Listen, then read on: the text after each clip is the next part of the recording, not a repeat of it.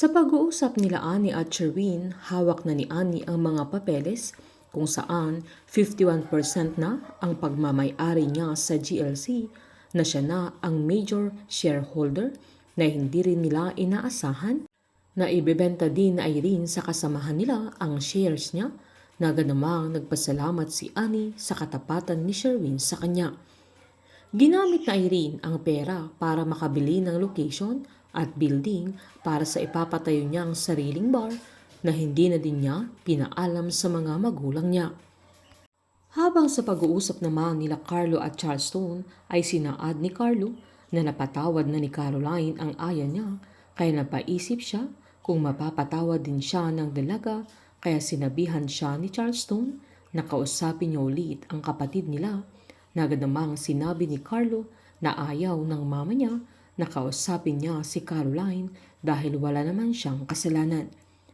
Sakto namang sinabihan sila ng sekretarya ng papa niya na magkakaroon sila ng meeting kaya tinanong ni Charleston kung anong meeting ang pinatawag ni Sherwin lalo't wala na siyang shares doon kaya dapat ay hindi na siya kasama. Habang sinaad naman ni Wilson kay Cindy na nagkamali siya sa ginawa niya na binigay na niya ang mga shares ng mga anak nila, lalo't binenta na din ni Charleston kay Sherwin, maging si Irene ay walang paalam na binenta din niya ang shares niya, nasakto namang dumating ang dalaga at pinaliwanag niyang kailangan niya yung pera para matupad niya yung pangarap niya dahil alam niyang hindi naman nila yun ibibigay sa kanya. Na agad namang sinabi ng mama niya na dapat ay sinabihan pa rin niya sila kaya sinaad ng dalaga na wala na silang magagawa dahil naibenta na niya na wala na din siya dapat doon dahil wala na siyang kinalaman sa kumpanya nila na agad namang sinabi ng mama niya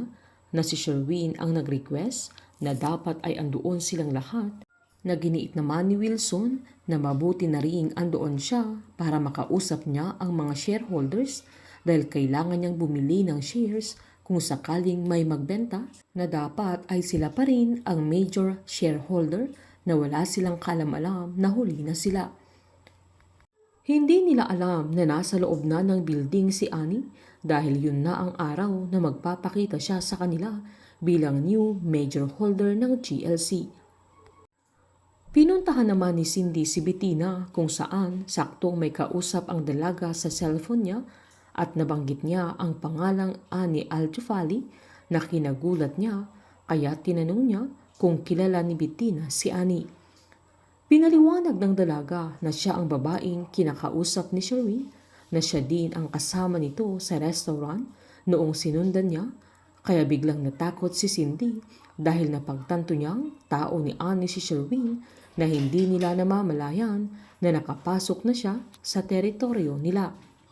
Agad namang pumunta si Cindy sa conference room sabay kinausap niya si Gina at pinaalam niya na magkasabwat sila Annie at Sherwin na hindi sila makapaniwala na hindi man lang nila natunugan ang mga plano ni Annie na ganamang sinabi ni Gina na magaling siya at hindi pwedeng makapasok si Annie sa GLC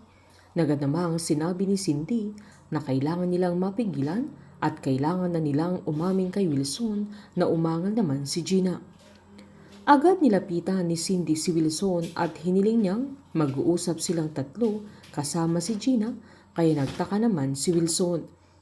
Bago pa makatayo si Wilson sa kinauupuan niya ay biglang pumasok si Annie sa conference room na kinagulat nilang lahat lalo na sila Cindy at Gina na nagulat din si Wilson dahil napagtanto niya siya ang ina ni Bingo.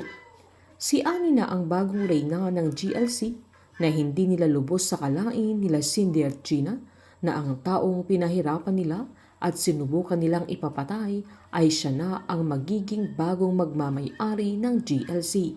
Painit ng painit ang mga tagpo, sabay-sabay po nating subaybayan ang advance episode at ang nalalapit na pagtatapos ng Can't Buy Me Love dito po sa aking channel. Patuloy lamang pong manood at mag-subscribe para ma-update po kayo sa mga susunod na episode. Marami pong salamat.